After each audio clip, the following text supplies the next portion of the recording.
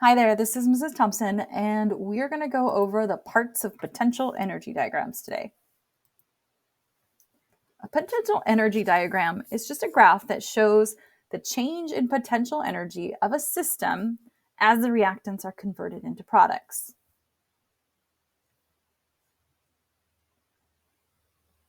We're going to take a look at the parts of a potential energy diagram, but first let's review the parts of a chemical reaction. In a chemical reaction, reactant particles collide and rearrange to form products. In a chemical equation, you usually see the reactants and the products written. Reactants are always on the left side of the equation, and the products are always on the right side. But if you look at the equation that I have written on the top, you'll also see that I've included the activated complex. So let's go over that. That's not normally written within the balanced chemical equation. Here it is. Here's the activated complex. According to collision theory, in order to form products, reactants must collide with enough energy and the proper orientation. During the collision, reactant particles become a high-energy complicated molecule called the activated complex. The newly formed unstable activated complex quickly breaks down to form products. It is, again, very unstable, and it's usually not shown within the balanced equation. Here's the parts of the potential energy diagram. You are going to draw this, and you are going to draw the little molecules that are on the graph. Okay, so we'll start out here on the left-hand side. On the left-hand side, we have the reactants. We actually have how much energy those reactants have. Looks like on this graph, it's at about 200, probably kilojoules of energy in those reactants. Those reactants get activated and they turn into something called the activated complex. Remember, that's when all of them are swished together and they're at a very high energy state. In fact, it's the highest energy state on the graph. Looks like somewhere around 450 kilojoules of energy. Then, though that activated complex actually breaks down and forms products. And you'll see in this picture, they've actually rearranged so that the blue one is with the red one and one of the red ones are by themselves.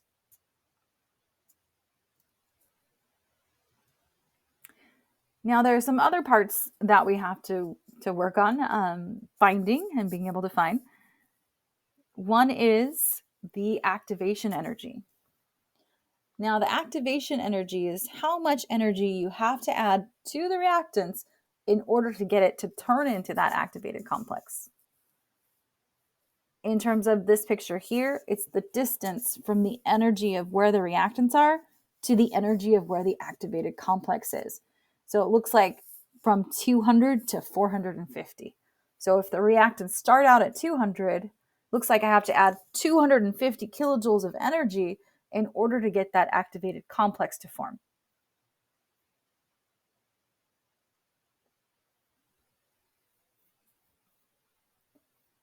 We also have to look at the difference in energy between the reactants and the products, which is delta H. That goes back to our thermochemistry unit.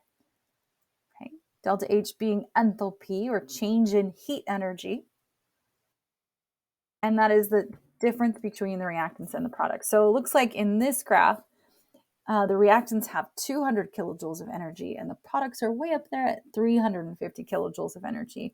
So in order for those reactants to turn into products, a net of 150 kilojoules must be added. Okay, so when you're looking at this graph, you need to know how to find certain things. One is, how do you find that delta H value that I just mentioned? So it's the change in the heat energy, again, for the reaction. What we would do is we would find where the potential energy of the products are and subtract out the potential energy of the reactants. It's always products minus reactants. We'll go over some examples too. You'll also need to be able to find activation energy, sometimes shortened as AE or even E of A, energy of activation. This is the amount of energy required to activate the reactants and turn them into the activated complex. I'll give you a little equation for this one.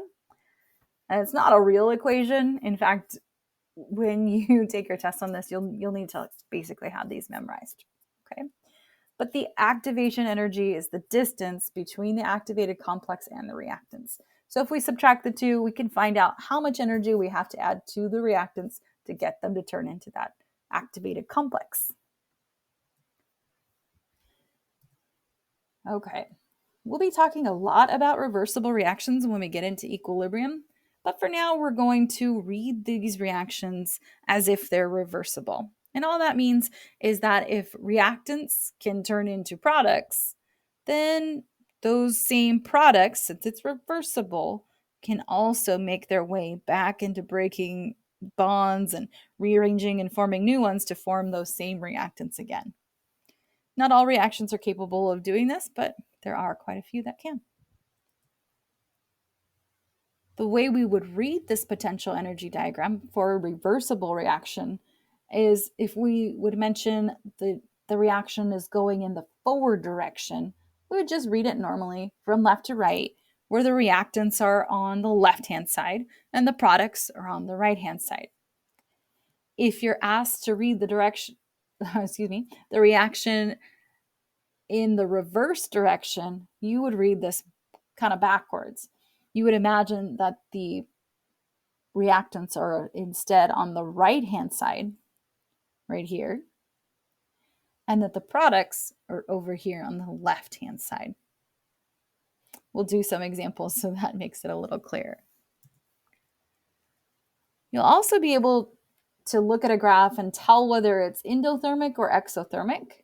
Usually we talk about that either in one direction or the other. The default is normal from left to right. All right, an exothermic reaction, remember, releases heat energy as the reaction progresses. So the potential energy is going to have to decrease in order for those reactants to become products. In an endothermic reaction, you've got an input of energy, and so energy is going to have to be absorbed. So the potential energy will increase in order to become products. And then finally, when we're talking about reversible reactions, if the forward reaction is an endothermic reaction, then the reverse is going to be exothermic. That's true in the opposite direction. If the forward reaction is exothermic, then the reverse is going to be endo. You can read the values from the graph. They're going to be exactly the same for the forward and the reverse, but their sign will be different. Remember that exothermic reactions will be negative and endothermic reactions will be positive. All right, here's a graph of the two.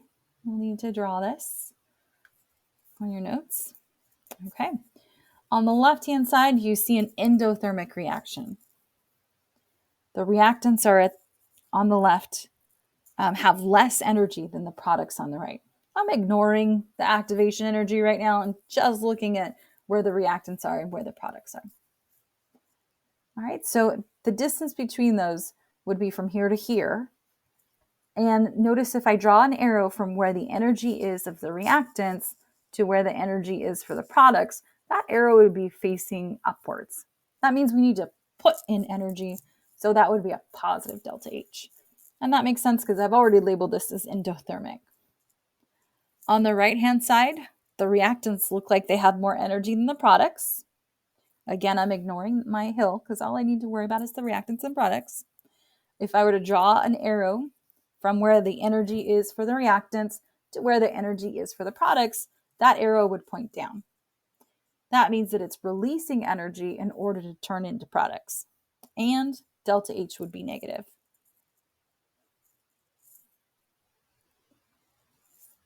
All right, so I have some example questions and then you will do some questions on your own. First one, is the forward reaction endothermic or exothermic? Let's take a look. Forward reaction going from left to right. In the forward reaction, the reactants are here, the products are there. Since the reactants have more energy than the products, the reactants had to release energy in order to turn into products. And so this is exothermic. Notice my arrow is pointing down. It's losing energy. All right, next question says, which letter represents the potential energy of the reactants in the forward direction? So some questions will ask you about numbers based on the value of the scale that's on the left-hand side, and some will ask you about arrows. So when it asks you about arrows, what you have to do is you have to find an arrow that is starting at 0, which is the very bottom of the graph, all the way to what it is that you're interested in. Since we're interested in reactants, we would find an arrow that goes from 0 to where the reactants are. And so that would just be A. If I was interested in where the energy is for the products, the arrow that would work for that would be D, from the bottom to where the products are. And then finally, the arrow that would work for the activated complex would be the one that starts at the bottom at 0 and ends at the top of the hill here, the activation energy hill, my activated complex. That would be C. All right. Number 3, which letter represents the potential energy of the products in the reverse? So key here, it says reverse. So I'm going to label my graph. In the reverse direction, I'm going from right to left, which means that my reactants are here and my products are over here. Okay, so we need something that represents the products, so which are here. 0 to where the products are is letter A. Which letter represents the potential energy of the activated complex? Well, the activated complex is at the top of the hill. It's the one with the highest energy right here. So the arrow that would represent that would start at 0, go to the top of where that hill is at. So C would be my answer for that one.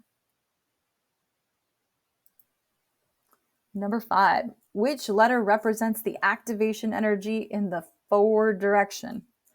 Okay, so again, forward is from left to right, where reactants are here, products are over here, and activated complex is right here. All right, so we want to know the activation energy. Since the activation energy is the energy that you have to add to the reactants in order to get them to have enough energy to turn into the activated complex. It looks like the reactants are here in terms of this graph, and the activated complex is here, so we need an arrow that fits within that distance, and that would be B. 6 says, draw a line to represent the heat of reaction, the delta H. Now, the delta H is the difference between the reactants and the products. It's how much energy is either released or absorbed depending on the graph. So we need to figure out the energy of the reactants and the products. So it looks like we have some dashed lines there.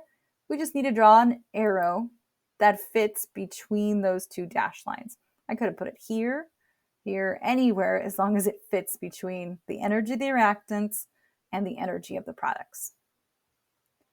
7, what's the difference between delta H in the forward direction and reverse direction? So here's my delta H. This is the distance. In the forward direction, it looks like reactants have higher energy than the products. This would point down, which means the forward would be exo, and the reverse would be endothermic. If I'm going from right to left instead, our arrow would point up. Now, the size of the arrow in this case would be exactly the same because it's just the difference between reactants and products, but the sign of that arrow would be different. One would be positive, one would be negative. All right, here are the questions for you. What is the activation energy for the forward reaction for this one?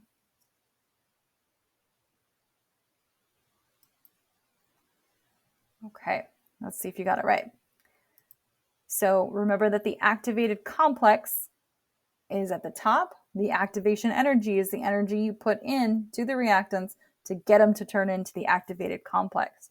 So If the reactants start out at 30 and we need them to get to 40, then all I got to do is subtract those two values. So that is 40 minus 30, which gives me 10. I'm going to have to put in 10 kilojoules of energy into the reactants to get them to turn into that activated complex. All right, number 2. What about the reverse reaction? What is the activation energy for that? Okay, let's see if you got that one right. In the reverse direction, remember that the reactants aren't here anymore. They're actually over here. Reactants on the right, products on the left. Okay, the activation energy is the hill, right? The activated complex is up here.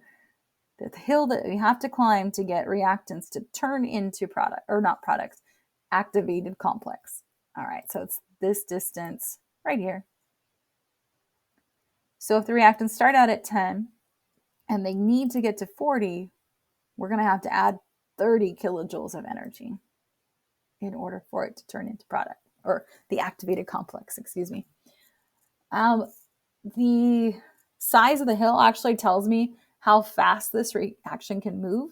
And it'll also tell me which direction is more likely to happen, the forward direction or the reverse direction. The one that is most likely to happen would be the one with the smallest amount of activation energy. Since the forward direction had only 10 kilojoules of activation energy and the reverse had 30, then this reaction is most likely to happen in the forward, the one with the least. All right, here's your question. Is this reaction endothermic or exothermic? And of course, if it doesn't tell you, you're going to assume that we're talking about the forward direction. This one does.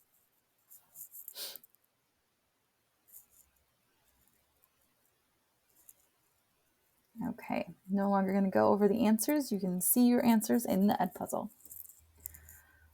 All right, what is the delta H for this reaction in the forward direction?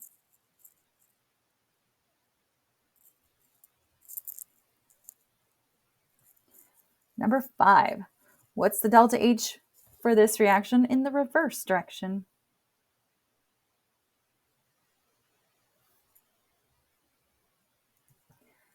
Number 6, how much energy do the products have in the forward direction?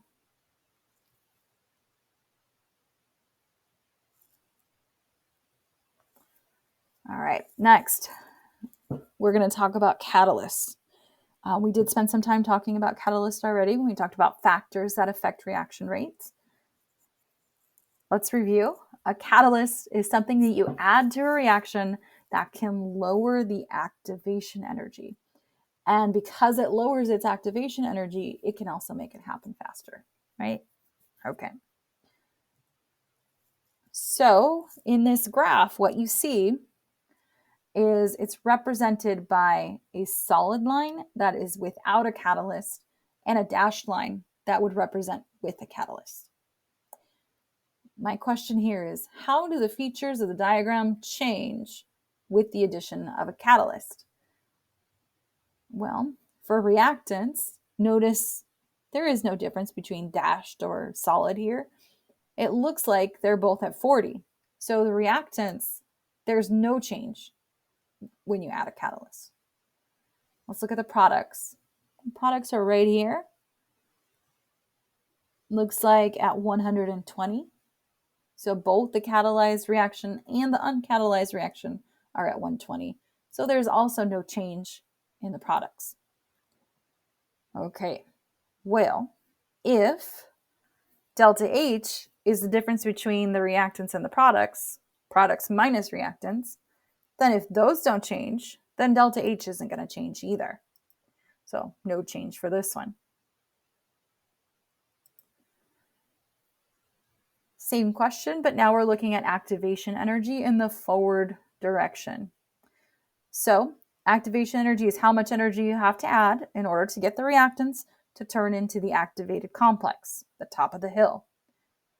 For the forward direction, we start out at 40 for the uncatalyzed and go to 180. Looks like 140 kilojoules of energy has to be added. For the catalyzed version, the dashed line, it's going from 40 to 140, so only 100 kilojoules of energy. It looks like since there's less, we have decreased the amount of activation energy. In fact, that's just the definition of what a catalyst does. It decreases the activation energy. Okay, let's look at the potential energy of the activated complex. The activated complex lives at the top of the hill. It's the very highest energy point on this graph. For the uncatalyzed version, it's right there at 180. For the catalyzed version, it's at 140. So it has also been decreased because of the catalyst. And finally, the activation energy for the reverse reaction. In the reverse direction, we've got our energy at 120 for the reactants, and then the hill at 180 for uncatalyzed, 60 kilojoules. And then for catalyzed, it goes from 120 to 140, so only about 20 kilojoules. So it has significantly decreased the activation energy for the reverse. All right, a couple more questions for you. Number 7. What does the catalyst do? Does it A, lower delta H, B, lower the energy of the products, C, lower the energy of the activated complex, or D, lower the energy of the reactants? And finally, true or false? If the value of delta H is positive in the forward direction, it's going to be negative when you add a catalyst. All right, so you should see your scores on Edpuzzle.